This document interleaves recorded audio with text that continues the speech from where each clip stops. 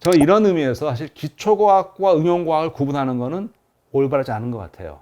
이거는 제 얘기가 아니고 루이 파스처르가 한 말인데 이미 19세기 후반에 아니요. 은빈 교수님이 하시다고 해도 됩니다. 내가 했다고 그래요? 네. 안녕하세요. 김흥빈입니다. 안녕하세요. 과학 유튜브 채널 안될과학 약입니다. 반갑습니다. 반갑습니다. 저 꽃이 무슨 꽃인지 아세요 혹시? 모양은 비슷하죠. 학명을 보게 되면은 하나는 솔라눔 라이코페리시움. 라이코펜 어디 많죠? 토마토. 그렇죠. 네. 토마토 꽃. 아, 그러네. 라이코페리시움. 토마토 꽃이요? 토마토 꽃. 옆에 있는 흰 꽃은 튜버썸, 튜버, 덩이줄기. 덩이줄기. 예. 뭐 무 이런 건가? 감자꽃. 네. 저 둘이요. 속명이 똑같아요. 토마토하고 감자가 솔라눔. 그러네. 예, 같은 속이에요. 그러네.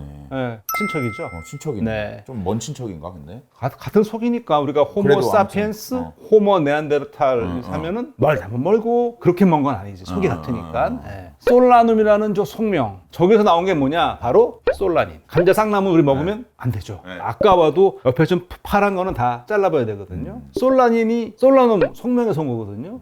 그러니까 저기 속하는 애들은 다 뭐를 만든다? 솔라닌 독소를 만들어요. 토마토도 감자도. 토마토는 열매가 아니고 어디에 많으냐 하면 이파리나 덜 익은 거, 퍼런 거에는 좀 약간의 솔라닌이 있어서 떫고 맛도 없고 그렇죠. 보통 우리가 솔라닌 하면은 감자독으로 알려져 있잖아요. 사실 저거 생물학적으로 엄밀히 말하면 감자독이라고 하면 안 돼. 가지과를 뜻하는 학면 솔라나시아에서 따온 거기 때문에 그러네. 감자독보다는 가지독이 더 맞는데 워낙에 감자 싹에 많이 돼 있어서 또 우리 일상에서 접하기 때문에 감자독이라고 하죠. 뭐 큰 문제는 없어요. 중요한 거는 가지, 감자, 토마토 얘네들이 다 같은 친척이다 하는 거예요. 그럼 제나갈스 솔라닌을 만드는 이유는 간단하죠. 곤충이나 동물의 공격으로 자기를 방어하는 수단이에요. 한번 정리해 보면 가지가 있고요. 고추도 다 가지과예요. 피망도 가지과예요. 오, 고추랑 피망은 약간 비슷한 비슷하죠. 느낌이다. 예. 네. 고추는 솔라닌을 안 만들어요. 대신 고추는 캡사이신을 만들지. 곤충이나 이런 거로부터 방어하는 거는 하나씩 있구나. 그렇죠. 근데 저 피망은 캡사이신도 안 만들죠. 대신 쟤는 다양한 색깔을 만들어서 나름의 방어를 한다는 뭐 그렇게 자기 환경에 맞게 좀 허접한 방어 방법인데? 하지만 동물이 봤을 때는 좀 필요할 수도 있지 않을까? 곤충 입장에서는. 그렇죠. 예, 우리 입장에서 하긴 우리도 뭐 예를 들면 떡볶이인데 파란색 떡볶이야. 그렇지. 이런 먹기 싫듯이. 나름대로의 이유가 있을 거예요. 이제 그렇게 되어 왔고 사실 우리 저번에 많이 육종을 해왔는데 오늘 말씀드릴 거 혹시 그냥 같은 친척이니까 두 개를 붙이자. 즉 토마토와 감자를 한 나무로 만들어버리자 하는 시도가 있었죠. 포마토라고. 포마토. 네. 사실 이 포마토는 원래 19세기부터는 아이디어는 있었고요. 우리 흔히 말하는 그 왜 가시 잘라서 이렇게 접 붙인다고 그러죠. 그런 걸 통해서 시도를 했었고요. 사실 이 포마토는 제 기억 속에는 너무너무 생생해요. 저도 이거 본 적 있어요, 실제로. 어디서 봤어요? 실제로? 저는 일본 그 제약사에 좀 갈 일이 있어가지고 거기 있는데 상징적으로 이렇게 전시를 해놨더라고. 상징적으로. 네. 이 말하면 또 라떼라고 그럴지 모르는데 라떼죠. 인정하고 하시죠. 인정하겠습니다. 네. 실망시켜드리지 않겠습니다. 80년대 청소년 과학 잡지 표지를 도배한 게 포마토였어요. 그 당시에 아주 첨단이었던 유전공학을 알리는 최선봉에 있던 그런 근데 지금은 작품이거든요. 우리가 진짜 익숙해서 그렇지만 그때는 진짜 놀랄만한 일이었겠어요. 놀랄만한 일이죠. 근데 사실 포마토 자체는요, 유전공학을 알리는 그런 선봉장이 됐지만, 포마토는 사실 유전공학의 산물이 아니에요. 그냥 세포 융합이지. 토마토 세포와 감자 세포에서 둘 다 세포벽을 없애요. 그 세포벽을 없앤 상태에서 두 개를 융합을 시켜요. 그래서 키워서 만든 게 포마토예요. 유전공학이라 하면 DNA를 자르고 붙이고 뭔가의 유전공학인데 이거는 그런 건 없거든요. 신기하죠? 포마토가 1978년에 독일 막스 플랑크 연구소 연구진이 개발을 했고요. 그 당시에는 장점이 많잖아요. 보세요. 이론상 보게 되면 위에는 토마토가, 뿌리에는 감자가 얼마나 좋아요. 근데 아까도 가서 상징적으로 했다고 그랬잖아요. 저게 실제로 이게 키우기는 이렇게 쉽지가 않고. 그랬었어요. 네. 거기도 뭔가 되게 뭐 시스템이 많았어요. 네. 네. 그러니까 이게 실제로 그 키울 수는 없고 그냥 상징적인 의미, 가능성을 보이는데 그렇게 됐어요. 근데 중요한 거는 이 모든 과학이 그렇잖아요. 저렇게 출발을 했는데 포마토보다 실제 유전공학 산물은 더 앞서서 선보였습니다. 오. 제가 그걸 말씀드려 볼게요. 인슐린인가? 맞습니다. 맞습니다. 그래. 인슐린이 더 먼저인데요. 어떻게 인슐린이 만들어졌는지 과정을 봐야 되는데요. 사랑하세요. 유전자를 잘라 붙이는 거죠. 재조합을 하려 곧 이게 유전공학이에요. 이거 하려면 쉽게 생각하시자고요. 어떻게 해죠? DNA를 자를 수 있어야 돼요. 유전자 가위가 필요하죠. 자른 다음에 옮겨서 붙일 수 있어야 돼요. 유전자 풀이 필요하죠. 다음에 옮기는데 붙여넣어서 운반할 수 있는 운반체가 필요해요. 그걸 우리 벡터라고 그러는데 세 개가 있어야 돼요. 자, 이걸 어떻게 해결할 수 있느냐? 먼저 유전자 가위는 제한 효소라고 그러는데 유전자 풀은 잘라진 DNA를 붙이는 효소. 리가제는 이미 1967년에 발견된 상태였고요. 유전자를 운반할 수 있는 벡터도 후보군이 나왔는데 이제 플라스미드라고 그래서 염색체 말고 별도로 있는 작은 유전 물질인데 자기 복제가 가능해요. 저와 같이 이제 재조합 DNA를 만들면 어디서 제품을 만들 거냐? 공장은 뭘 쓸 거냐? 제일 많이 쓰는 게 대장균이죠. 네, 행복합니다. 제한요소 발견 과정을 좀 말씀을 드릴게요. 제한요소 발견은 시간이 거슬러 올라갑니다. 이미 1900년대 초반에 세균을 감염하는 바이러스가 발견이 됐어요. 그래서 그거를 갖다가 세균 바이러스, 특별히 박테리오 파지, 박테리아를 먹는다는 뜻이에요. 또는 파지라고 불렀어요. 바이러스는 보통 큰 생물들 위주로 감염되는 줄 알았는데 근데 세균도 바이러스한테 당하는구나. 당하는 거죠. 네. 지구상에서 세포로 된 모든 생명체는 바이러스를 피할 수가 없어요. 아, 그렇구나. 1950년대에 와서 뭐가 발견됐냐면은 세균마다 좀 파지된 내성이 다른데 예를 들면 어떤 거는 좀 강하고 어떤 건 그냥 취약하고 이거 뭐지? 왜 이게 다르지? 그런데 1960년대에 들어서면서 한 연구실에서 세균에 감염한 파지의 DNA를 보니까 감염된 다음에 이 내성에 있는 이 세균 안에서는 파지 DNA가 잘라지는데 일정한 패턴이 있게 잘라져요. 항상 딱. 네. 일정한 패턴이 있게 이거 무슨 효소가 있어야 될 것 같은데 왜냐하면 이거 일정하게 자르신다는 건 효소가 자른다는 얘기인데 뭔가 장치가 있는 건데 있어야 되는데 그럼 이제 자르는 애가 자기 DNA는 어떻게 안 자르고 이걸 구별해서 얘 것만 자르지?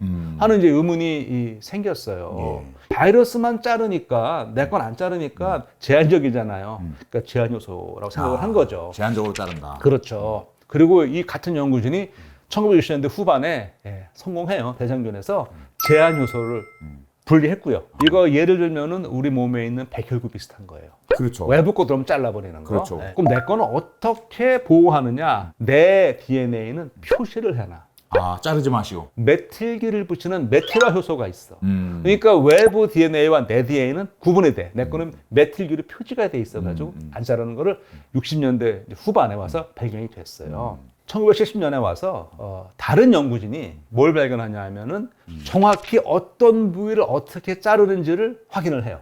제한 요소가 어떻게 작동을 하는지 알게 됐어요. 그래서 이제 이 세 분은 노벨상을 받았어요. 1978년에 이 제한 요소와 메틸화 효소 발견하고 원리를 밝힘으로써 이제 노벨상을 받았습니다. 자, 이게 어떤 의미가 있느냐? 이제 유전자를 자를 수 있는 효소를 우리가 확보했잖아요. 자르고 붙일 수 있고 옮겨 넣을 수 있어요. 유전자를 이제 마음껏 변형할 수 있다는 거죠. 변형할 수 있게 된 거죠. 그래서 제일 먼저 뭐를 했냐면 1978년에 인간 인슐린 유전자를 잘라서 대장균에 집어 넣었어요. 당뇨가 있으신 분 같은 경우 인슐린을 잘 못 만들어내니 그러면 인슐린 어디선가 가져와야 되는데 아무튼 인슐린은 또 이제 바이오기 때문에 이렇게 화학으로 만들기가 어려우니까 그렇죠. 어떻게든 만들어야 됐단 말이죠. 그렇죠. 굉장히 비쌌고 그래서 그걸 만들기 위해 이제 활용한 게 균에다가 사람 인슐린 유전자를 잘라서 벡터에 넣어서 대장균에 집어넣으면 대장균이 사람 인슐린 유전자를 만들어요. 균은 막 증가하니까. 그렇죠. 그래서 그렇게 나온 첫 번째 제품이 휴물린. 1982년 10월에 미국 식품의약국 FDA가 이거를 승인합니다. 어마어마한 돈을 벌었습니다. 그랬을 것 같아요. 말도 안 되게 많은 돈을 벌었어요. 지금도 그렇지 않나요? 여태까지 가장 잘 된 영화 탑 10 매출을 다 합쳐도 얘 반도 안 돼요. 제가 알기로.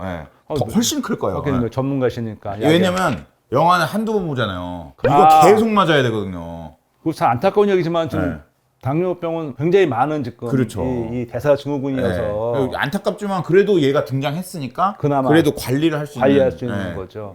질병이 된 거죠. 일단 중요한 거 당뇨가 오지 않게 건강 관리 잘해야 되지만 일단 왔을 때 그래도 이제는 상당히 저렴한 값으로 안전하게 효과 있는 인슐린을 이제 쓸 수 있게 된 거죠. 그렇죠. 이게 이제 따져보면 유전공학 기술인데 이면에 뭐가 있어요? 대장균이 있고요. 대장균을 감염하는 바이러스가 있어요. 그리고 거기서 발견된 효소들이 있죠. 그래서 제가 하나 말씀드리고 싶은 게 있어요. 과학은 이런 거라고 생각을 해요. 뭐를 개발하기 위해서 연구를 한다기보다는 이게 뭐지? 이게 뭘까 하고 하다 보면 이런 게 나왔어요.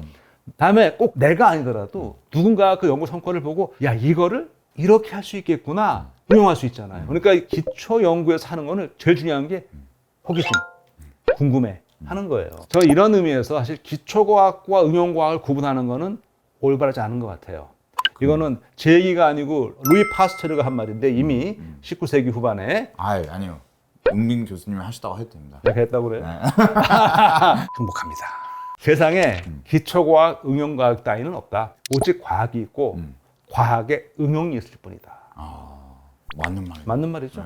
이미 그 우주 쪽에서도 MRI 나왔고 생각지도 못한 데서 여러 것들이 나오잖아요. 그렇죠. 그러니까 우리가 이 과학을 호기심에서 자유롭게 할 수 있는 그런 환경이 되는 거 굉장히 중요하다고 생각합니다. 맞습니다. 약간 말이 엎어 샜는데 이렇게 시작을 해서 지금 오늘날 어떤 시대에 와 있냐면은 이제는 뭐 크리스퍼다, 휴먼 지놈 프로젝트가 끝났다. 이제는 인간마저 변형할 수 있는 그런 기술 경지에 도달을 했죠. 실제로 최근에 이제 바이오텍을 이렇게 지금 나눠 보면은요, 크게 세 가지로 나눠 볼 수가 있어요.